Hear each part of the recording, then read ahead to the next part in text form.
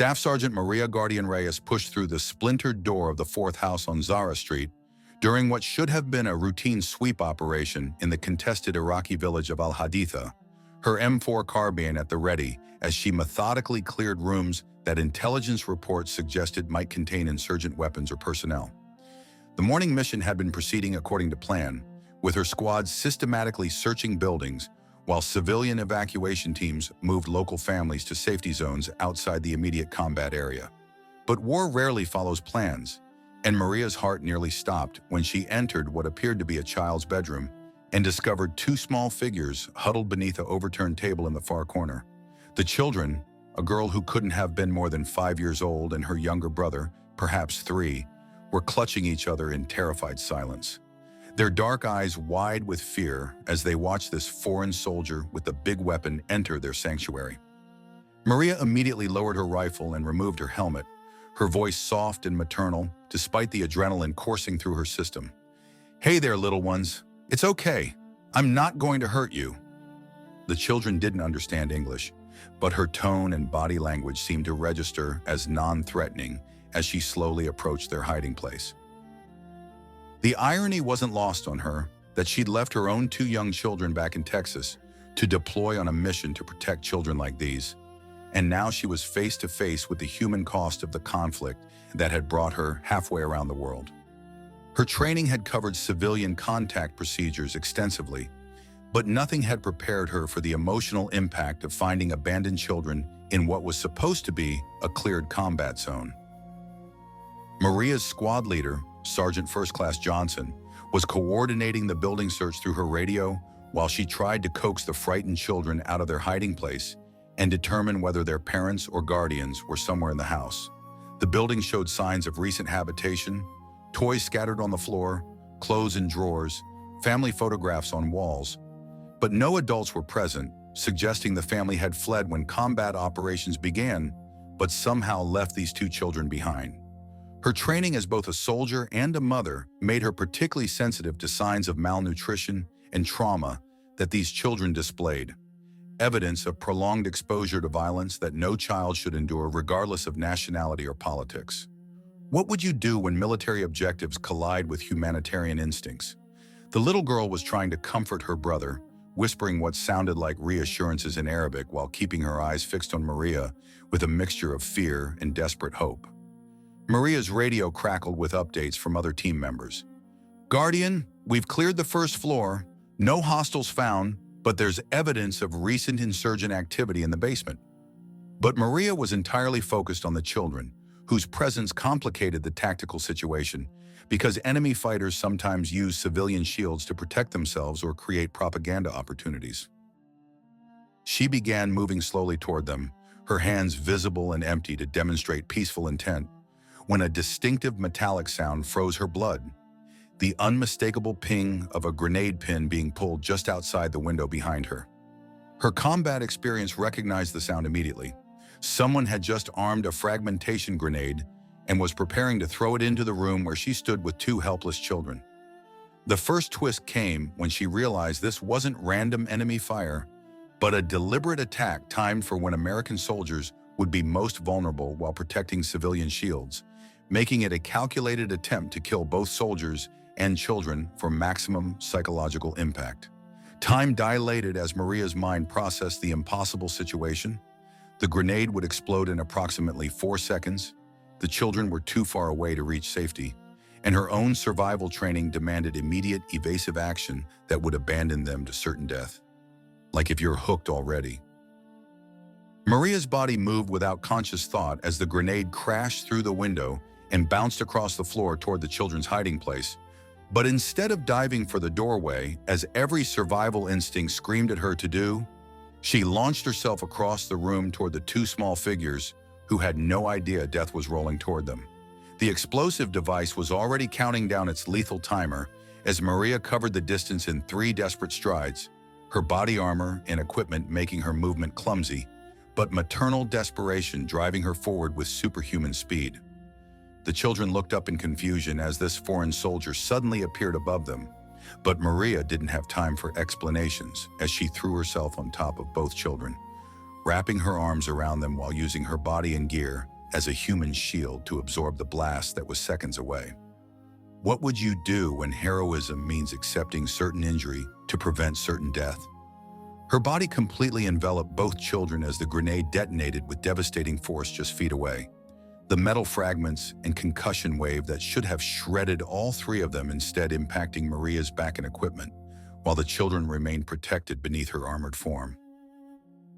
The explosion was deafening in the confined space, filling the room with choking smoke and debris, while Maria felt multiple pieces of hot shrapnel penetrate her body armor and tear into her flesh like red-hot needles. But her first concern wasn't the searing pain in her back and legs. It was checking whether the children beneath her were still breathing and whole after the blast that had nearly killed them all. The little girl was crying but unharmed, while her brother was stunned, silent but showing no signs of injury, proof that Maria's sacrifice had successfully intercepted the fragmentation that would have killed or maimed them both. The second twist came when Maria realized through her pain-hazed awareness that the grenade attack was just the opening move. She could hear enemy voices approaching the building, speaking in Arabic and coordinating what sounded like a follow-up assault to finish off any survivors from the initial blast. Her radio had been damaged by shrapnel, cutting off communication with her squad just when she needed backup most urgently to protect the children she'd already bled to save. Maria struggled to maintain consciousness as warm blood soaked through her uniform from multiple shrapnel wounds, but her training as a combat lifesaver helped her perform a quick self-assessment while simultaneously checking the children for any injuries she might have missed during the chaos of the explosion.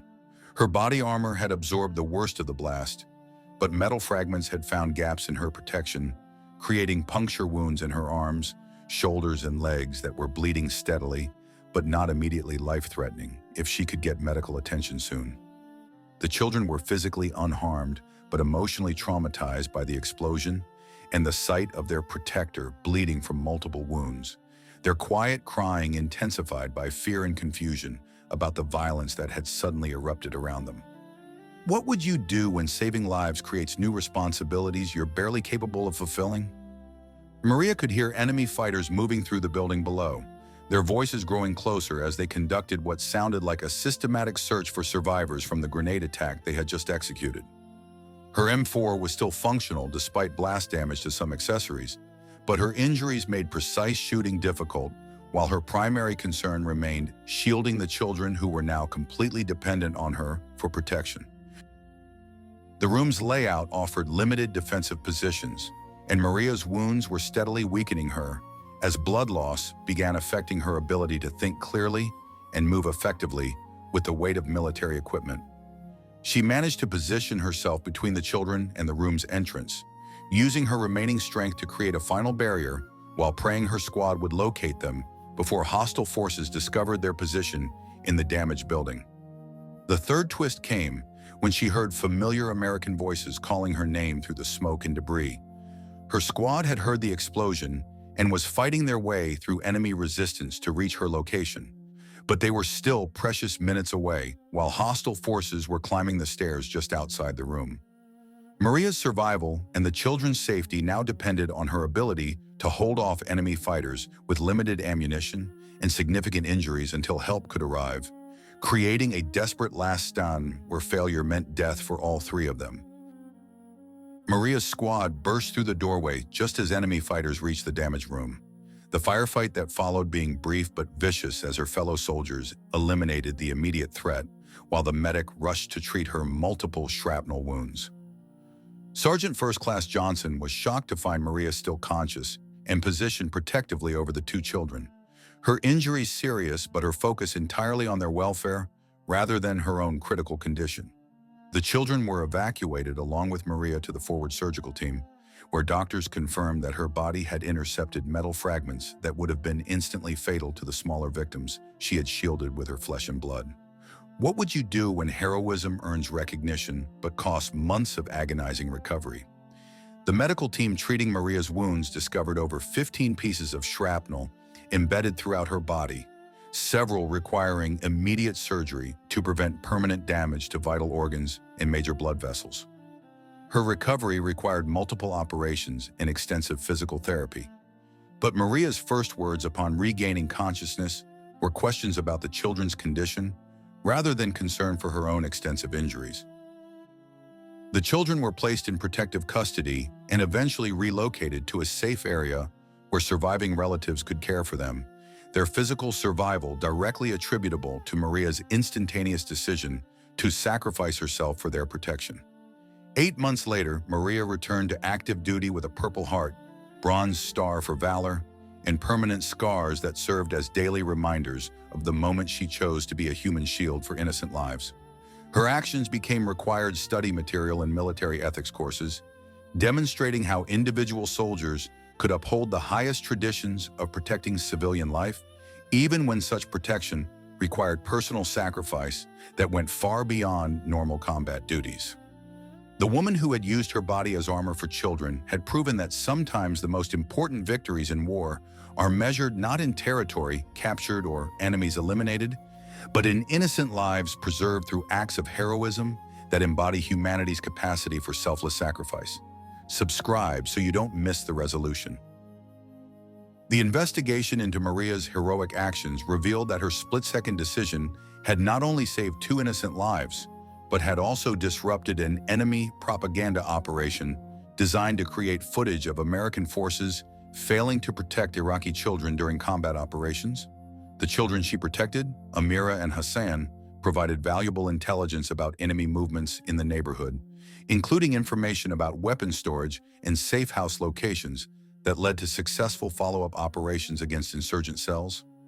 Her technique of using body position and equipment to maximize blast protection was analyzed by military engineers, leading to improvements in body armor design that could better shield soldiers and civilians from improvised explosive devices. The enemy fighters who had conducted the grenade attack were identified through forensic analysis as belonging to a terrorist organization that specifically targeted American humanitarian operations, making Maria's protection of the children both a tactical victory and a moral statement. Medical analysis of her wound patterns revealed that her body positioning during the blast had been nearly optimal for protecting the children while minimizing her own fatal injuries, suggesting that her maternal instincts had provided life-saving tactical responses. The house where Maria's heroic action occurred was later converted into a medical clinic for local children, with a small memorial plaque recognizing her sacrifice installed by grateful community members who learned about her story. Her experience was featured in training programs worldwide, demonstrating how individual acts of courage could achieve strategic objectives while maintaining moral principles that distinguish professional military forces from terrorist organizations. The children she had saved maintained contact with Maria through letters and photographs, growing up with first-hand knowledge that an American soldier had risked her life to protect them when they were most vulnerable and defenseless. The real gut-punch revelation came during the classified after-action briefing, when intelligence officers revealed that the grenade attack had been part of a sophisticated enemy strategy to force American soldiers into impossible moral choices between personal survival and civilian protection, with both outcomes serving terrorist propaganda purposes.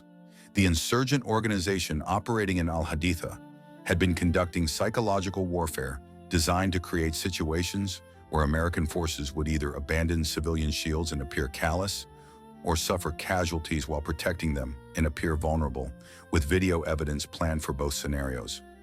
Maria's refusal to abandon the children had disrupted this strategy while demonstrating American values in a way that contradicted enemy narratives about coalition forces being occupiers rather than protectors of innocent life.